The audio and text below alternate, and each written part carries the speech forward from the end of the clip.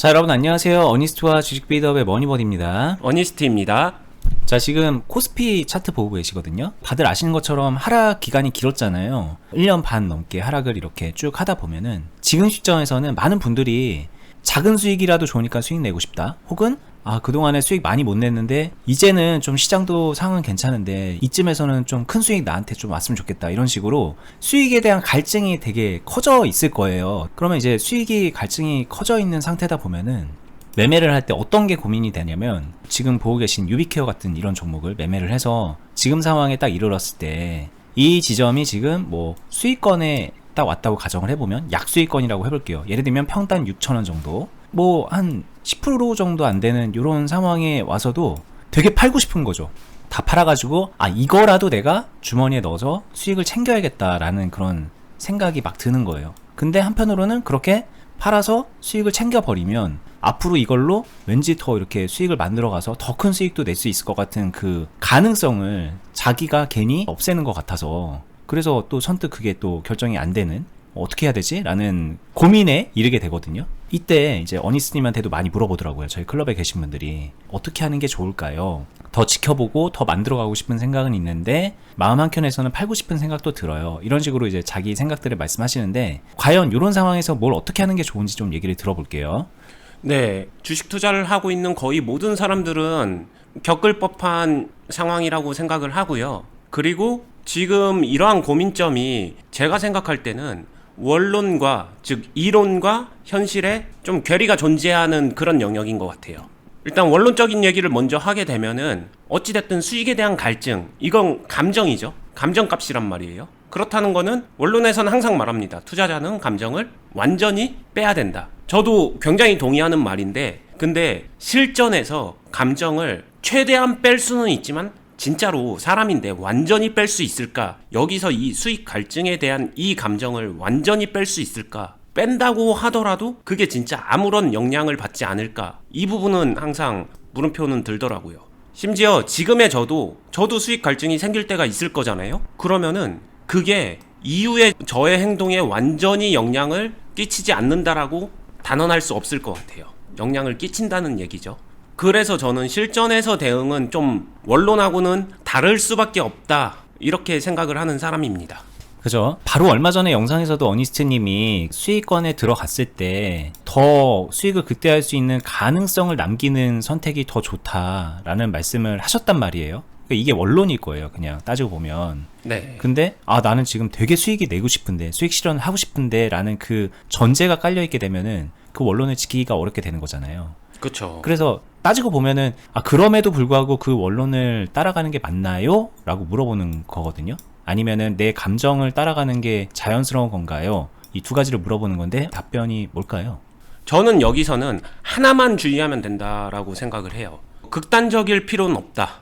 즉, 이 안에서 저는 타협점을 찾으면 된다라고 생각을 합니다. 이 중간에 타협점을 찾아주게 되면은 훨씬 더 현실적으로 실효성 있게 매매 컨트롤이 가능하다라고 생각을 하고요. 실제로 저는 그렇게 하고 있고, 그러면은 이 타협점이라는 거는 이렇게 될 것 같아요. 평단 6,000원 정도에 내가 이 종목을 보유하고 있고 지금 한 8% 정도 수익을 보고 있는 상황이다 라고 했었을 때, 만약에 이 갈증이 내가 현재 가지고 있는 물량을 플러스 8% 정도에서 전량 매도 했는데 이게 충분히 충족이 된다, 즉 갈증이 완전히 해소된다 라고 하면은 고민할 필요 없을 것 같아요. 그러면은 전량 매도 하는 게 맞다라고 생각을 합니다. 근데 대부분 이 갈증이 있는 경우에, 저 역시도 이런 경험을 해봤었을 때 요 수익으로 갈증이 100% 해소돼서 이 다음부터는 갈증이 안 생길 거야 정도는 아니거든요. 이거 다 먹어도 갈증은 남아있어요.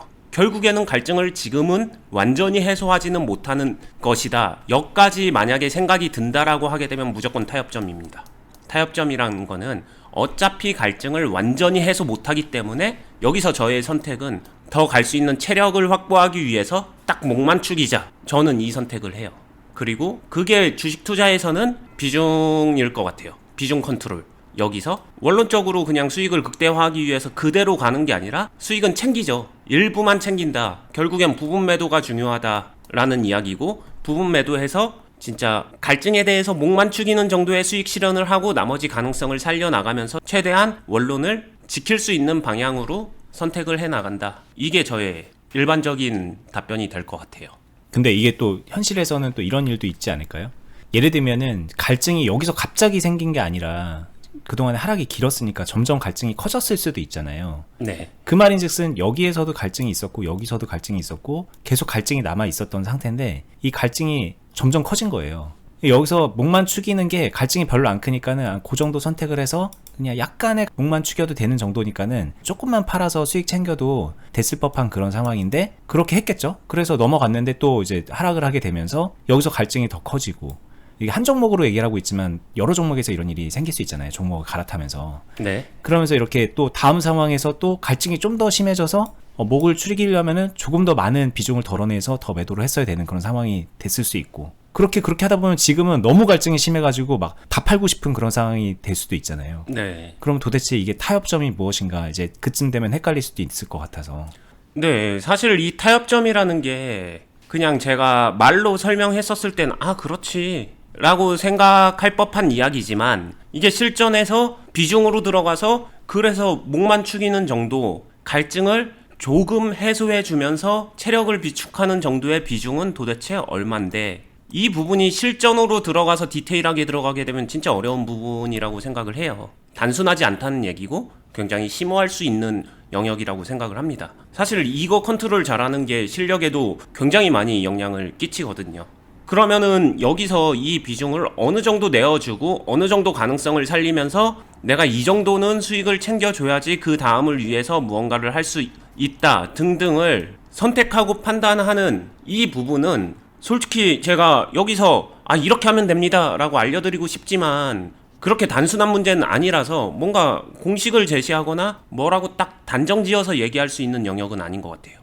결국에는 이 판단을 하기 위해서는 어떻게 해왔고 계좌 상태가 어떻고 이 종목이 안에서 본다고 하더라도 평단과 비중과 상황과 언제부터 매매를 시작했고 다른 계좌 상태는 어떻고 그동안의 수익은 어느 정도로 나고 있었고 아니면 진짜 아예 안 나고 있었는지 아니면 마이너스만 심하게 나고 있었는지 환경적인 요소에 따라서 이 비중을 어느 정도 파는 게 적당하다 이거를 선택할 때 다 영향을 끼치는 요소거든요. 이런 것들을 복합적으로 고려해서 판단해서 이 비중값을 산출해내야 된다라고 말씀을 드리고 싶어요.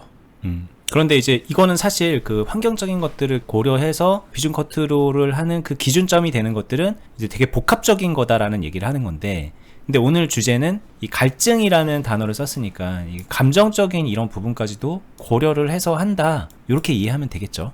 네, 이해는 하는데 근데 이렇게 생각하는 게 좋을 것 같아요. 감정을 고려하는 거는 딱 감정을 고려해서 여기서 원래는 매도 안 해도 되고 수익 안 챙기고 그냥 그대로 더 끌고 가는 게 좋을 것 같은데 그래도 수익을 좀 더 챙기겠다, 이 결정에는 영향을 끼치는데 감정값을 고려해서 원래 한 10%만 매도할 거 50% 매도한다, 막 이렇게 직접적인 영향을 끼치지는 않아야 된다라고 생각을 해요.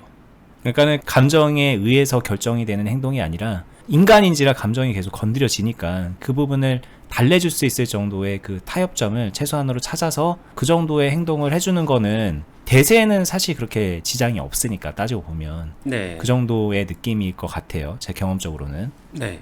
이게 그리고 따지고 보면은 지금 뭐 수익권에서 어느 정도 수익을 내서 감정을 달랜다 그런 것도 해당이 되지만 물려있는 상황에서도 마이너스 상황에서도 비슷하게 그 감정이 건드려질 거란 말이에요. 뭐 평단이 7,000원이라던가 7,500원이라던가 뭐 이 부근에 있는 사람이 요 근처까지 올라왔을 때 지금 마음이 조급하니까는 여기서 이거를 뭐 조금이라도 더 덜어내가지고 혹시라도 떨어지는 거를 나중에 더 염두에 두고 여기서 많이 덜어내고 일종의 지금 손해를 좀 감수하면서라도 흐름을 더 유리하게 끌고 가는 트라이를 해볼까? 뭐 이런 고민도 해볼 수 있고, 아니면은 나는 지금 감정적으로 너무 지치고 수익이 목마른데 여기에 손해 보는 거는 꿈도 못 꿔. 그러니까는 이 전까지는 절대로 비중 안 덜어낼 거야. 막 이런 식으로 약간 극단적 선택을 하게 되기도 쉽잖아요.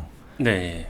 네. 근데 이 부분에 있어서도 이 갈증과 감정이라는 게 영향을 미치는데 뭐 어떻게 통제하거나 컨트롤할 수 있을까요?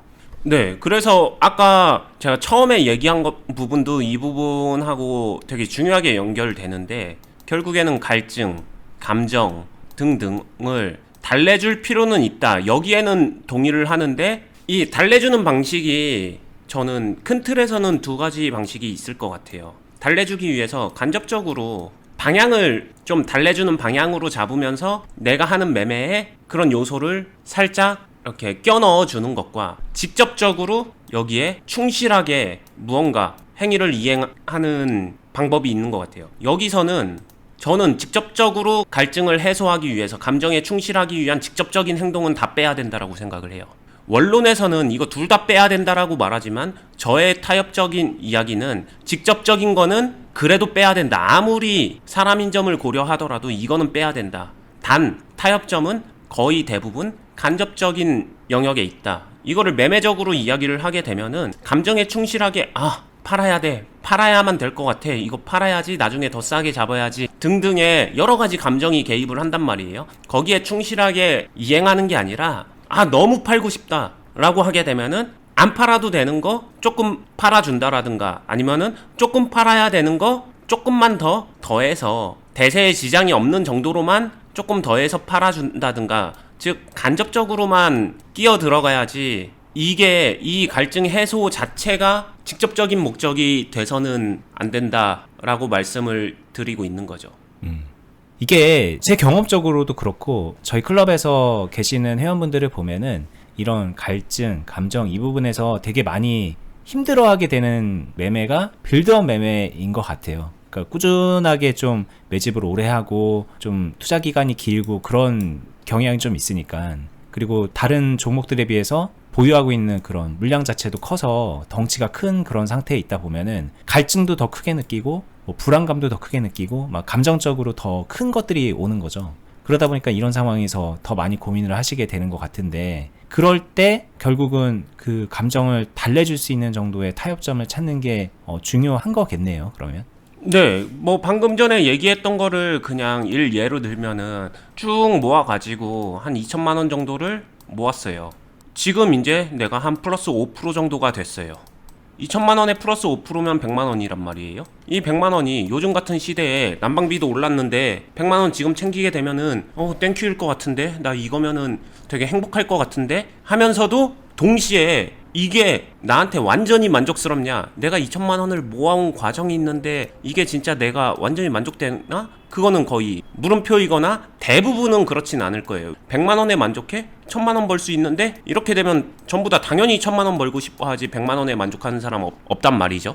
커지면 커질수록 좋다. 그렇기 때문에 이 상황 자체는 완전히 만족하는 숫자랑 과연 존재할까? 라면 없을 거예요. 근데 내 감정이 자꾸 자극을 한다는 거죠. 갈증이 나니까 수익을 빨리 챙겨 해서 유혹이 계속해서 와요. 이때 할 수 있는 행동이 그런 거예요. 감정을 그냥 달래주는 정도의 간접적인 타협정 정도는 여기서 한 200만 원 팔든가, 아니면은 원래 200만 원 정도 수익권이니까 원래 200만 원 정도는 매도했어야 돼 라고 하게 되면은 거기에 더해서 200만 원 정도 더 매도해서 한 400만 원 정도 매도를 하든가, 뭐 요런 정도의 타협점을 말하는 거고. 그러면은 제일 중요한 거는 진짜 이거거든요. 이 원론적인 이야기 말고 진짜 중요한 거는 이거예요. 그럼 여기서 왜 200만 원을 원래 매도했어야 되는 거고, 거기서 감정값으로 한 200만 원 정도는 왜 괜찮다고 말하는 건지 이거를 판단하는 거 있잖아요. 이게 진짜 케이스 바이 케이스고,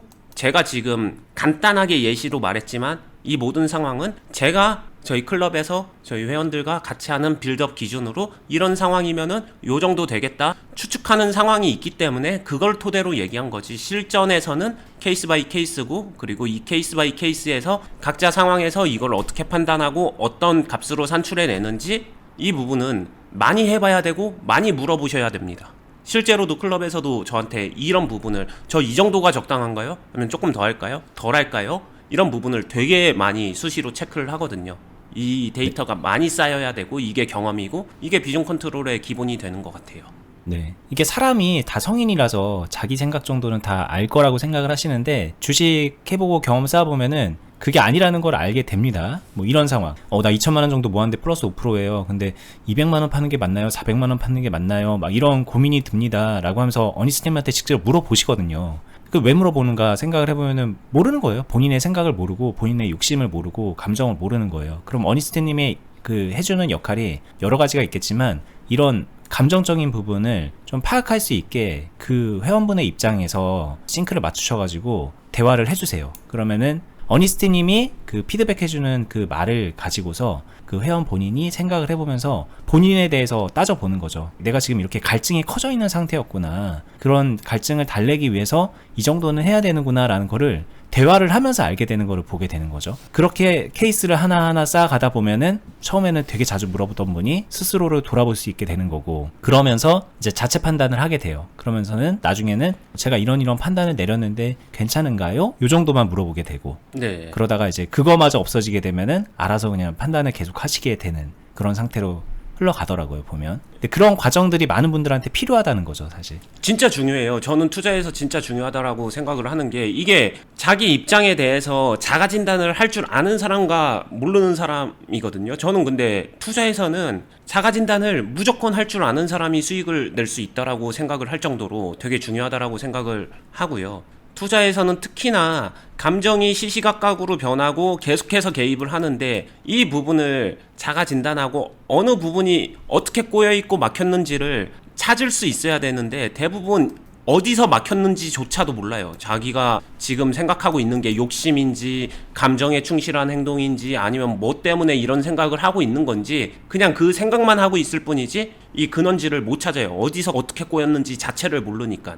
근데 그거를 이 부분이 꼬인 것 같으니 이 부분을 돌아봐 보세요. 저 부분이 꼬인 것 같으니 저 부분을 돌아봐 보세요. 제 눈에는 좀 보이거든요. 너무 많은 사람들을 가르치고 훈련시키고 실제로 그들의 입장에서 많이 생각을 해보면서 막힌 배수구 같은 곳이 있어요. 그런 데를 찾아주는 거죠. 그렇게 몇 번 도와주게 되면은 이 분이 실제로 굉장히 많이 성장을 합니다. 그런 부분에서. 왜냐면은 감정을 직면하면서 그거를 극복하고 그거를 컨트롤 해보려는 훈련을 진짜 독학으로 가능할까? 저는 이 생각도 많이 해보는데, 이건 진짜 독학의 영역은 아니겠구나 라는 생각도 많이 하게 됩니다. 그리고 클럽에 있으면은 뭐가 좋냐면은 이제 회원분들이 직접 하시는 말씀이고 저도 이제 경험적으로 느끼는 부분인데, 내가 직접 물어보지 않아도요, 이런 상황을 어떤 분이 물어보고 그거에 대해서 어니스트님이 이제 피드백을 해주고 교정을 해주고 생각을 짚어주고 그러는 걸 옆에서 보잖아요.